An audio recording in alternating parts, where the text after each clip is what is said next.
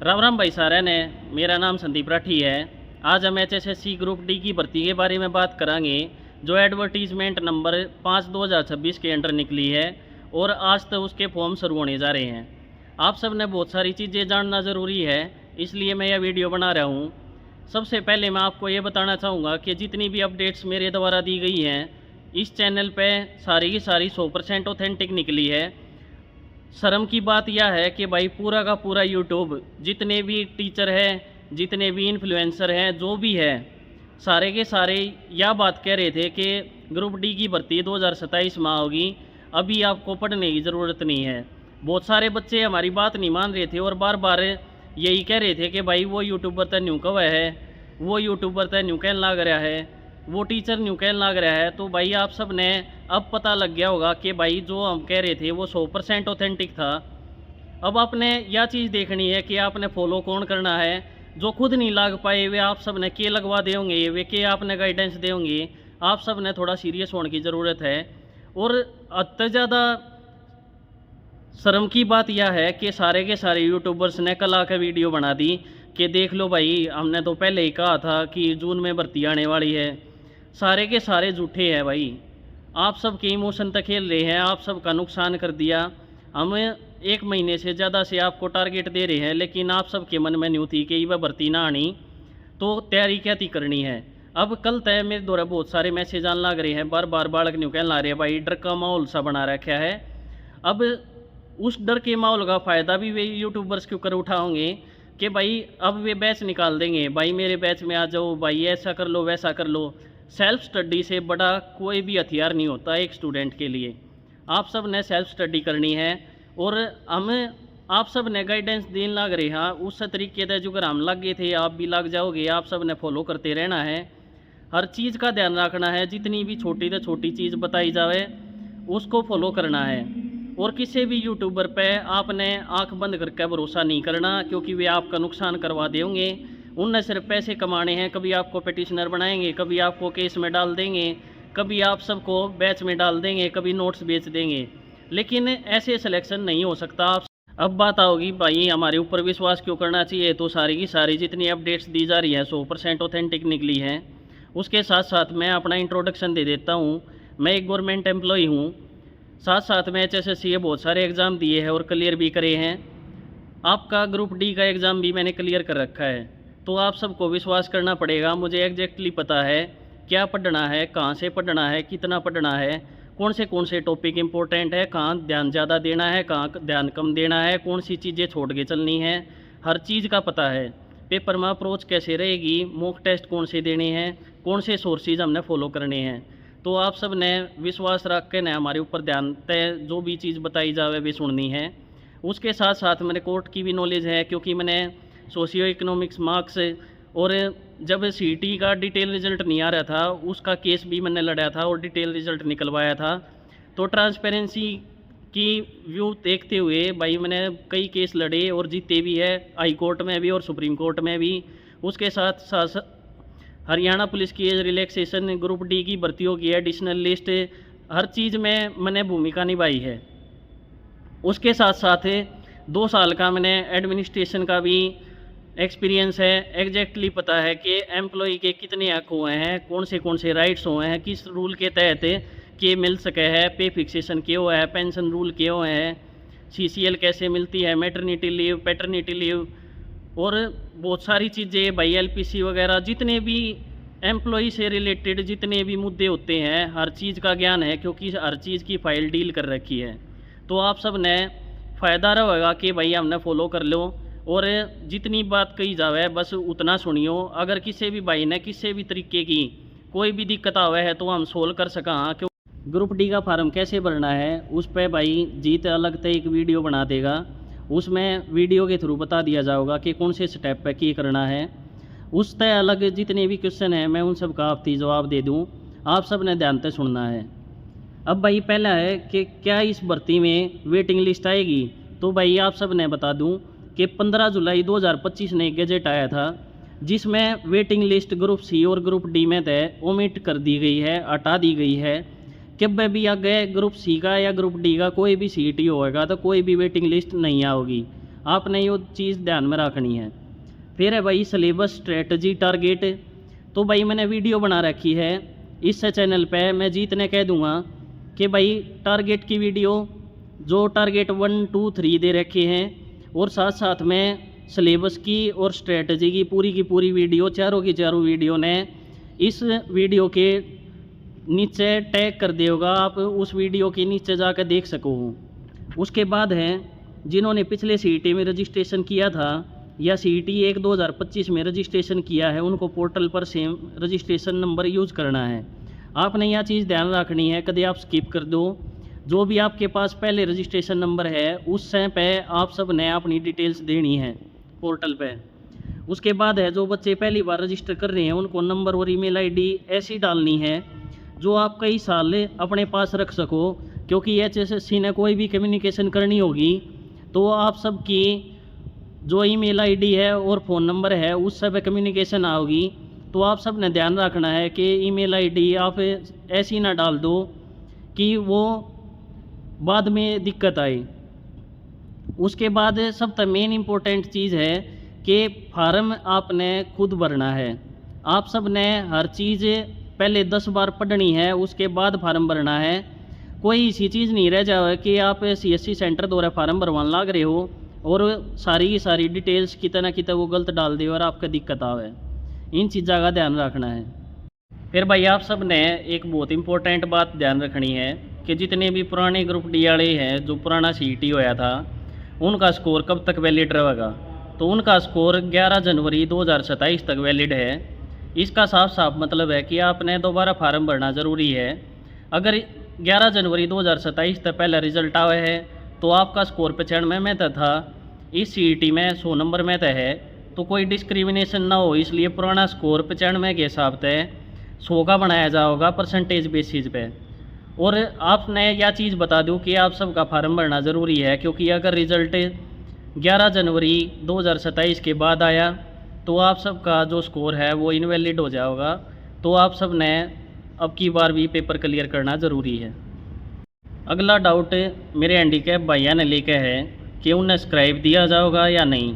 तो आप सब तक बता दूं कि स्क्राइब आप सब के लिए अवेलेबल रहेगा, लेकिन जो भी आपने स्क्राइब रखना है, जो आपकी जगह पेपर देगा आपके साथ बैठ के, तो उसकी एजुकेशनल जो डिटेल्स होंगी, वो उसके आइडेंटिटी प्रूफ, एड्रेस प्रूफ सारे आपने एप्लीकेशन फॉर्म में डालने पड़ेंगे। एक अंडरटेकिंग भी साइन करनी पड़ेगी। और आप सब ने इस चीज़ का ध्यान रखना है कि जो स्क्राइब की डिटेल्स आप एप्लीकेशन फॉर्म में दोगे वो सेम स्क्राइब आपका पेपर में होना चाहिए, नहीं तो आप डिस्क्वालीफाई कर दिए जाओगे। फिर बात आओगी भाई फीस।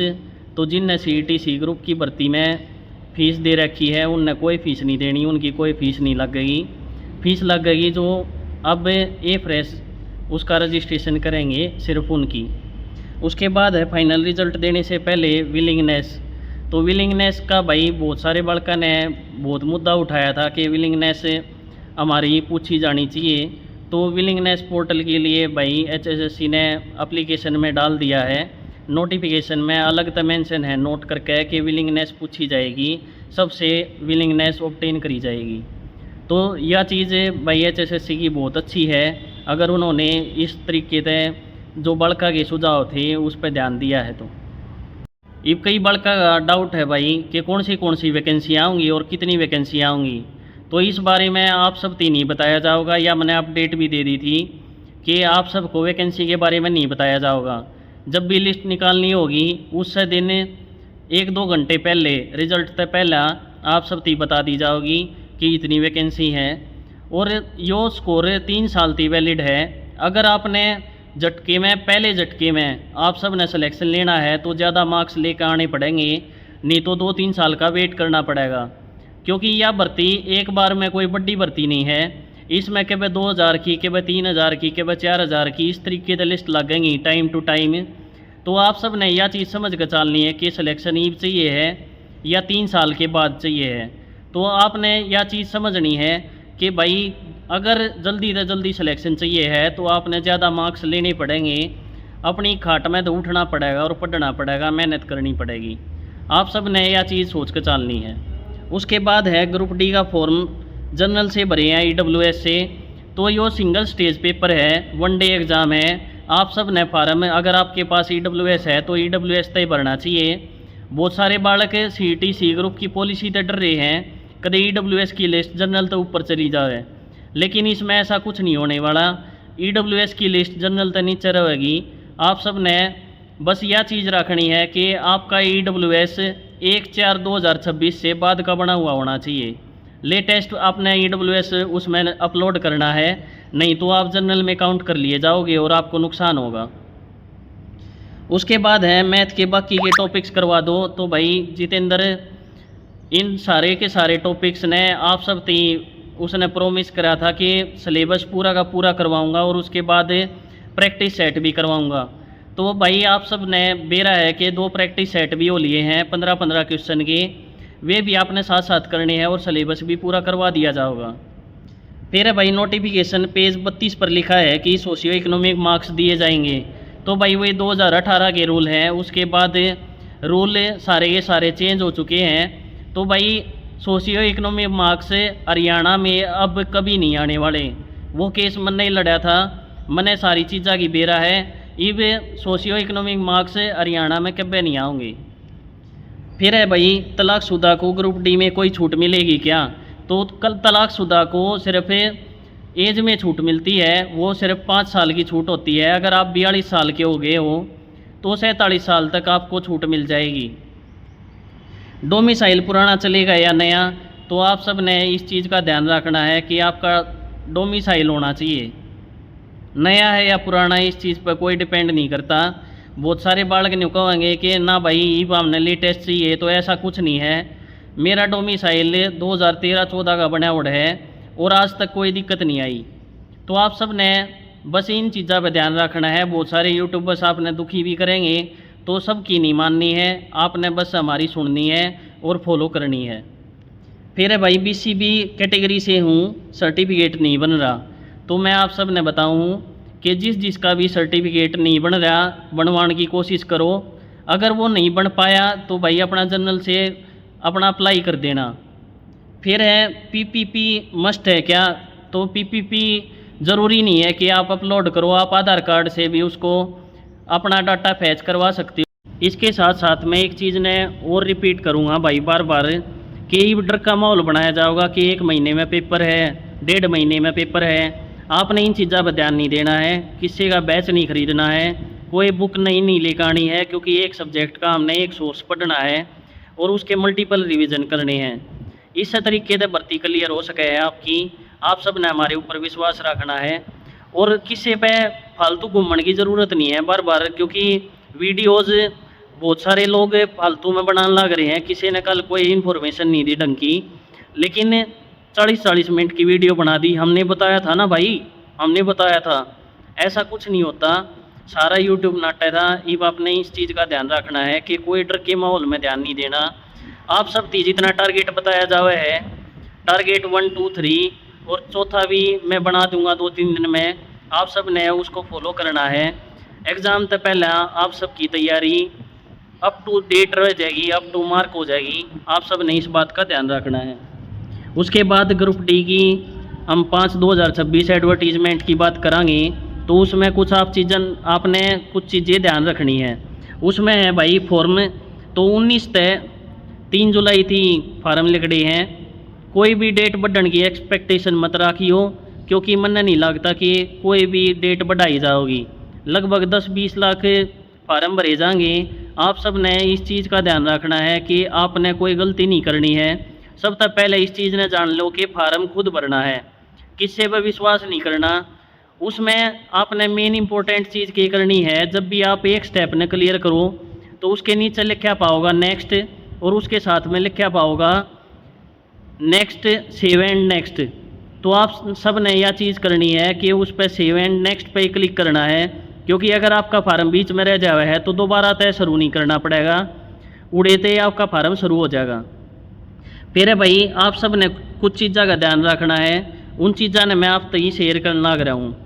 BCA, EWS और BCB का जो सर्टिफिकेट है वो 1/4/2026 के बाद का बना आउट होना चाहिए। DSC और SC का 13/11/2024 के बाद का बना होना चाहिए। PWD और ESP कैटेगरी उनका जो सर्टिफिकेट है वो भी फॉर क्लोजिंग डेट चलेगा। आप सब ने ध्यान रखना है कि आपके पास लेटेस्ट होना चाहिए। उसके बाद है ESM, तो 20/6/25 के बाद का होना चाहिए। और अगर उसकी वैलिडिटी एक्सपायर हो गई है तो आपके पास रिन्यू वाला होना चाहिए, ना कि वो एक्सपायर्ड आप अपलोड करोगे। इस चीज़ का ध्यान रखना है कि बहुत सारे बड़का का DSM का जो सर्टिफिकेट है वो 20/6/25 का तो बनावट है, लेकिन वो एक्सपायर हो गया होगा। तो आप सब ने इस चीज़ का ध्यान रखना है कि वो आपने रिन्यू कराना है, उसके बाद फार्म भरना है। जैसे ही आप पोर्टल ने खोलोगे उस पर 4 लिंक आओगे। आप अगर फ्रेश उसने रजिस्टर कर रहे हो, आपने पहले CET का फार्म नहीं भर रखा, तो आपने पहले पे क्लिक करना है, पहले लिंक पे। और अगर आपने CET का फार्म पहले भर रखा है तो आप सब ने चौथे पे क्लिक करना है, उसमें लॉगिन करना है, पहले आपका रजिस्ट्रेशन होगा। तो आप सब ने ध्यान रखना है कि मोबाइल नंबर और ईमेल ID सिर्फ वो देनी है जो आपके पास लंबे समय तक रहने वाली है, क्योंकि बहुत सारे बालका ने बाद में दिक्कत आया करे कि भाई मैंने तो मेरा एक मैंने कौन सी ईमेल अपलोड कर दी थी और ये मैंने मिल नहीं रही।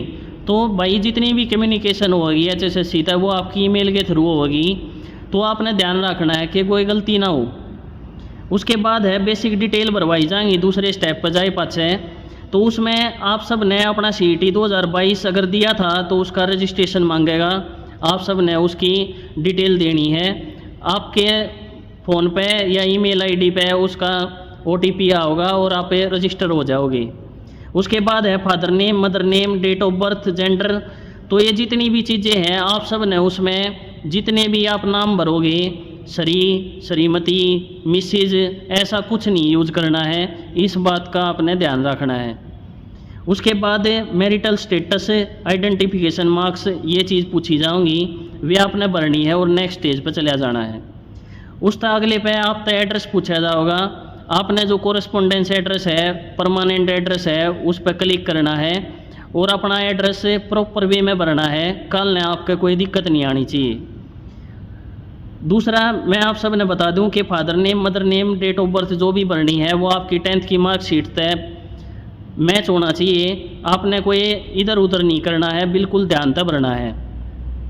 फिर चौथे नंबर पर होगा भाई कैटेगरी इन्फॉर्मेशन, तो उसमें आपने डोमिसाइल लगाना है। और उसके बाद आपकी जो भी कैटेगरी है आपने जनरल तक फार्म भरना है, EWS तक भरना है, BCA, BCB, OSC, DSC जो भी भरना है। आपने अपने सारे सर्टिफिकेट जो मैंने डेट बताई है उसके बाद के बने और होने चाहिए, और उसमें आप सब ने वे अपलोड कर देने हैं। उस चीज़ का आपने ध्यान रखना है कि जितने भी आप उसमें अपलोड करोगे वे सारे के सारे 20 KB से 200 KB के बीच में होने चाहिए। उसके बाद 4th स्टेप में आप सब तक एक डिक्लेरेशन मांगी जाएगी क्रिमिनल केस की। अगर किसी के ऊपर भी कोई भी FIR हो रही है उसमें आप अपनी डिटेल्स बता देना।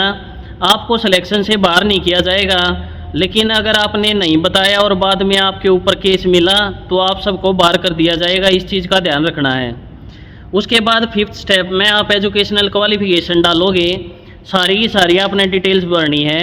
और जो डॉक्यूमेंट आप अपलोड करोगे वो 20 KB से 5 MB के बीच में होना चाहिए, इस चीज़ का आपने ध्यान रखना है। जितनी भी चीज़ें मैं बता रहा हूँ आपने ये PDF होगी, JPEG होगी फाइल, वे सारी की सारी आपने पहले बना के तैयार रखनी है ताकि फॉर्म में ज़्यादा टाइम ना लगे। उसके बाद फ़ोटो एंड साइन अपलोड होगा, 20 KB से 100 KB के बीच में होना है।